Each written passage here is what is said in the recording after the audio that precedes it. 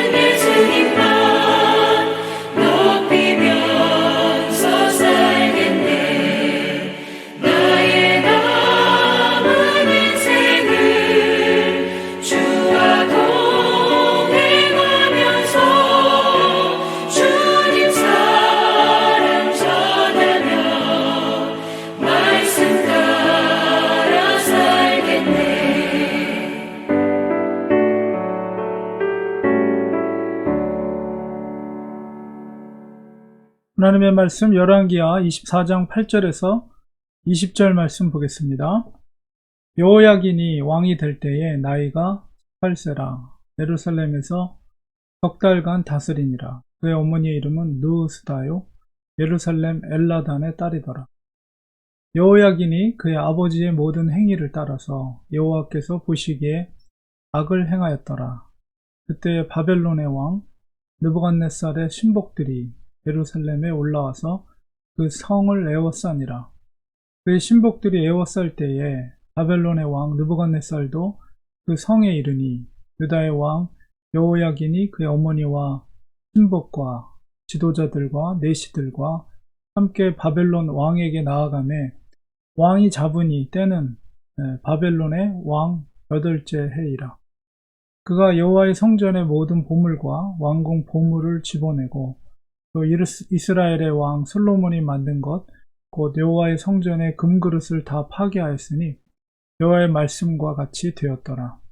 그가 또 예루살렘의 모든 백성과 모든 지도자와 모든 용사 10,000명과 모든 장인과 대장장이를 사로잡아 밤에 비천한 자 외에는 그 땅에 남은 자가 없었더라.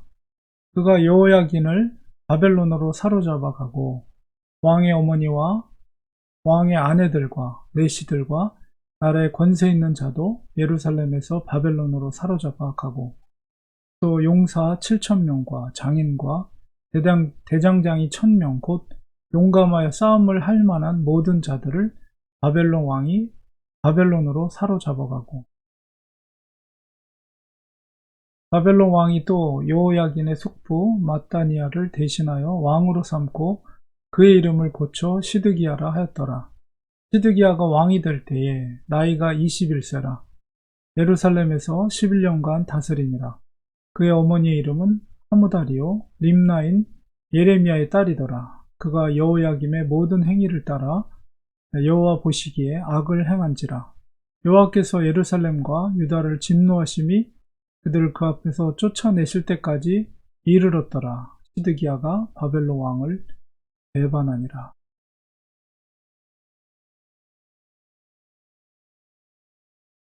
열왕기하 24장 8절에서 20절까지는 이제 마지막 유다의 왕들, 이제 시드기야가 이제 마지막 왕이거든요.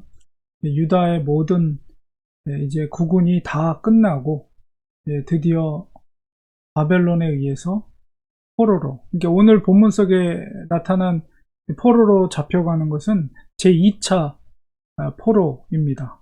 1차 때 다니엘과 세 친구가 1차 때 잡혀갔고, 2차 때 여호야긴 왕 때 2차로 정말 많은 백성들이 포로로 잡혀가는데, 왕과 왕비와 그의 어머니, 친복들, 그리고 강한 용사들, 그리고 굉장히 그 솜씨가 좋은 장인과 대장장이들, 그러니까 아주 나라의 아주 그 리더급 중요한 인재들은 이때 2차 포로 때 다 잡혀갑니다. 이때 이제 에스겔도 잡혀가고 이제 에스더의 삼촌 또 잡혀가게 되죠. 그래서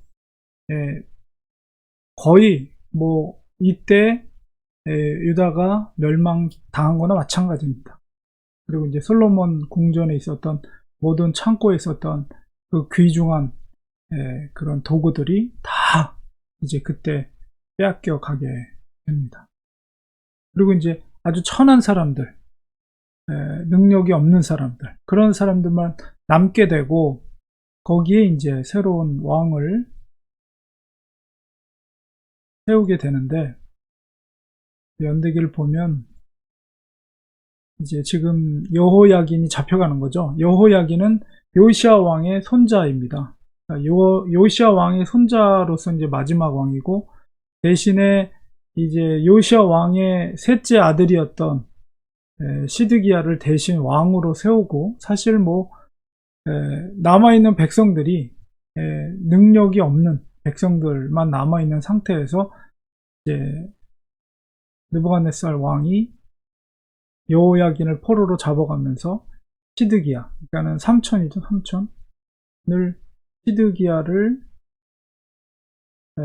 이제 왕으로 세우게 됩니다. 시드기야가 마지막 유다의 마지막 왕이 됩니다. 우리가 이제 이 여호야긴 때 이제 거의 대부분이 포로로 잡혀가는 상황 속에서 정말 저 포로로 잡혀가는, 유다에서 바벨론까지는 꽤 먼 거리거든요. 그 먼 거리를 이제 저런 식으로 뒤에 있는 그림처럼 포로로 잡혀서 예루살렘 성에서 나와서 걸어서 바벨론까지 이동해 가게 되죠. 땅을 잃어 마치 이집트에서 빠져나오는 이스라엘 백성들 모양처럼 보였지만 거꾸로죠. 예루살렘으로부터 이방 땅 바벨론으로. 뭐냐면 하나님께서 아브라함에게 약속된 언약, 그것을 성취하는 과정 속에서 그 언약을 지키기 위해서 그 후손들이 젖과 꿀이 흐르는 가나안 땅으로 들어가게 하셨지만, 그들이 그 언약을 깨뜨렸을 때는 그 땅이 토해내는 거예요. 결국 그 땅에서 이제 바벨론으로 포로로 잡혀가는 모습 속에 있습니다. 이렇게 유다가 멸망하는 상황 속에서, 그러면 하나님의 능력이 약해서 유다가 멸망한 것인가? 절대 그런 건 아니죠.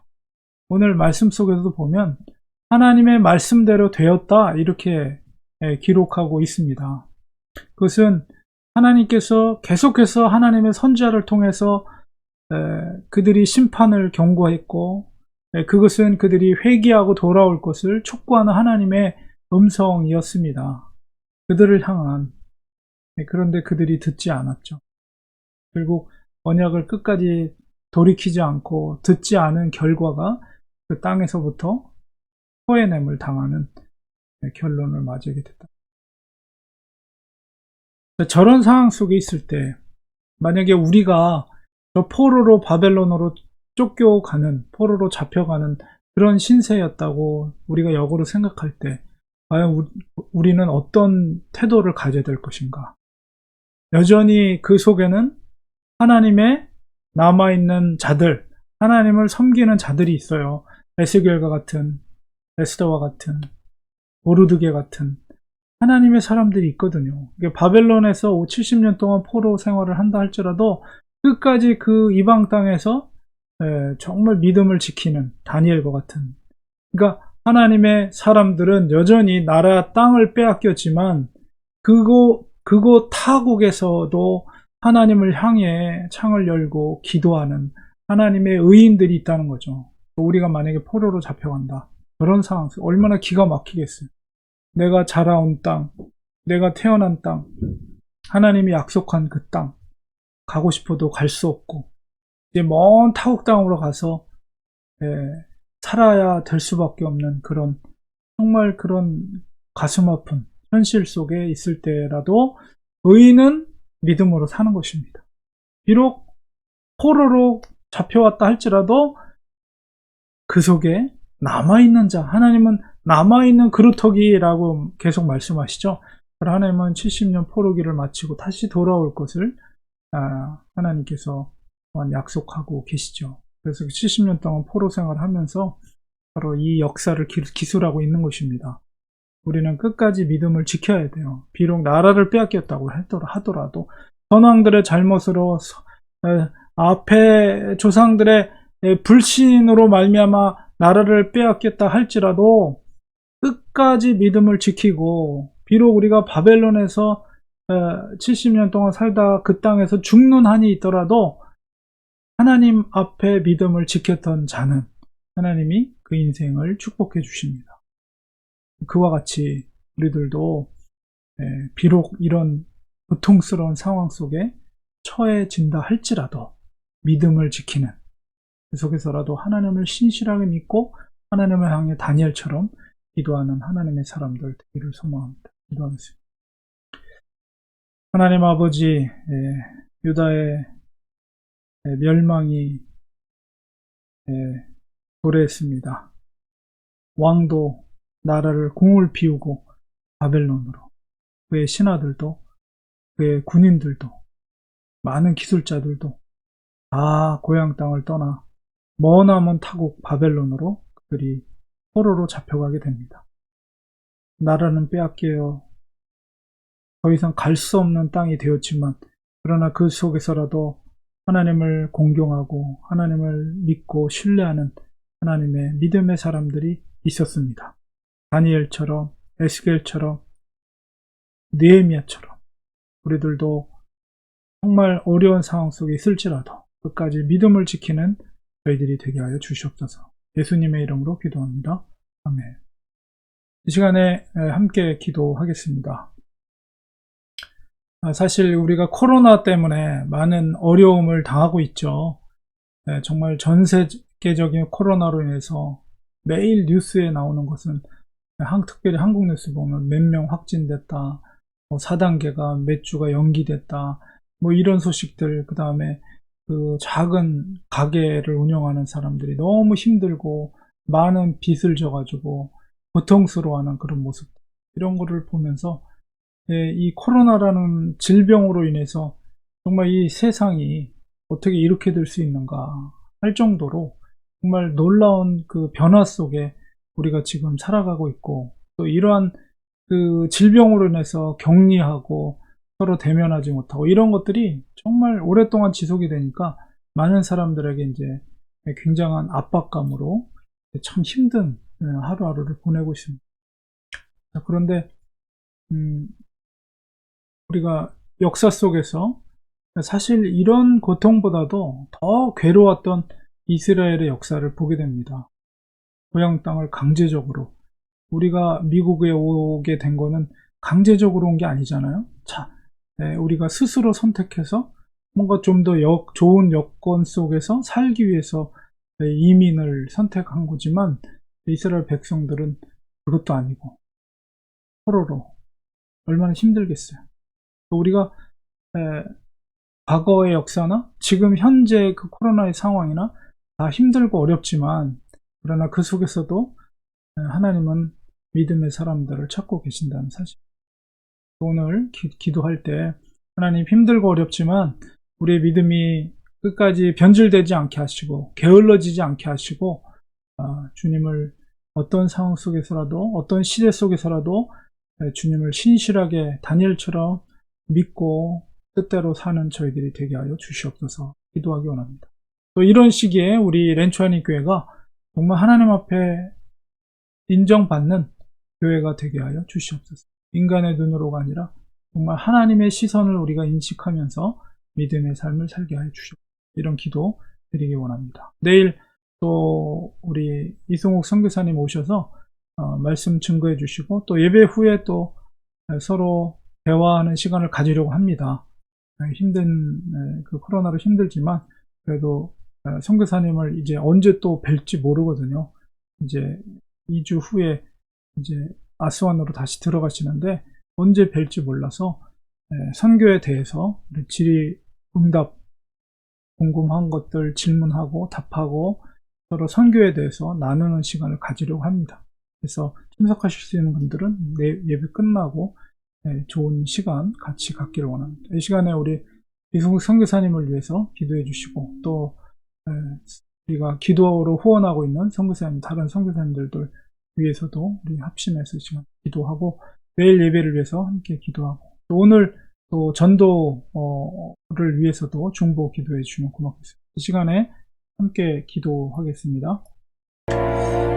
하나님 아버지, 오늘 말씀 속에서 정말 힘겨운 시대 속에 있는 이스라엘 백성들, 그러나 그 속에 믿음의 사람들이 있었고, 바벨론에 가서도 끝까지 신앙을 지켰던 하나님의 사람들이 있었습니다. 코로나로 힘들고 어렵지만 우리들도 정말 에스더와 같이 다니엘처럼, 느헤미야, 에스겔처럼 끝까지 믿음을 지키며 게으르지 않도록 도와주시고, 우리 렌추아니 교회가 작지만 정말 하나님 보시기에 칭찬들을 쓰는 아름다운 교회가 될 수 있도록 도와주시옵소서. 내일 특별히 주일입니다. 이승욱 선교사님 오셔서 또 말씀 증거할 때 하나님께서 은혜를 내려주시고, 또 예배 후에도 많은 대화를 통해서 우리 교회가 감당해야 될 사명이 무엇인가, 선교적 사명을 깨닫게 하시고 그것을 수행해 나갈 수 있는 우리가 되게 도와주시옵소서. 성도들의 가정을 지켜주시고 일터를 지켜주시고, 오늘 점심때 또 전도가 있습니다. 수원밋에서 복음을 전할 때 놀라운 복음의 증거가 이루어지게 하시고, 정말 주께 돌아오는 영혼들이 주께로 돌아오는 역사가 있게 하여 주옵소서. 우리 성도들의 가정과 일터를 하나님께서 늘 지켜주시고, 또 자녀들을 지켜주시고, 아프신 성도들 하나님께서 건강으로 치유될 수 있도록 도와주시며, 우리 교회가 기도로 후원하는 여러 선교사님들을 또 지켜주시되, 또 선교 현장 가운데 복음의 열매들이 맺혀지도록 축복하여 주시옵소서. 감사드리며 예수님의 이름으로 기도합니다. 아멘. 이 시간에 우리 축도로 예배 마치겠습니다. 이제는 예수 그리스도의 은혜와 하나님 아버지의 크신 사랑하심과 성령님의 감화 감동, 교통으로 충만하신 역사가 주님의 뜻대로 어려운 시대 속에서도 게을르지 않고 말씀에 순종하기로 다짐하는 사랑하는 성도들 머리 위에, 가정 위에, 또 우리 교회 위에 지금부터 영원까지 함께 계실지어다. 아멘. 예배를 마쳤습니다. 내일 주일입니다. 내일은 11시에 바로 렌처 티어터에서 실황으로 라이브 온라인과 또 오프라인 예배 동시에 진행하도록 하겠습니다. 기도하는 마음으로 주일 예배를 준비해 주시고, 오늘 전도 있습니다. 중보 기도해 주시면 고맙겠습니다. 내일 11시에 뵙겠습니다. 내일은 예배 후에 또 이송욱 선교사님과 대화하는 시간을 가지려고 합니다. 그래서 희망하시는 분들은 예배 후에 남아서 같이 교제하고 또 선교에 대해서 나누는 귀한 시간 갖기를 소망합니다. 내일 11시에 뵙겠습니다. 고맙습니다. 감사합니다.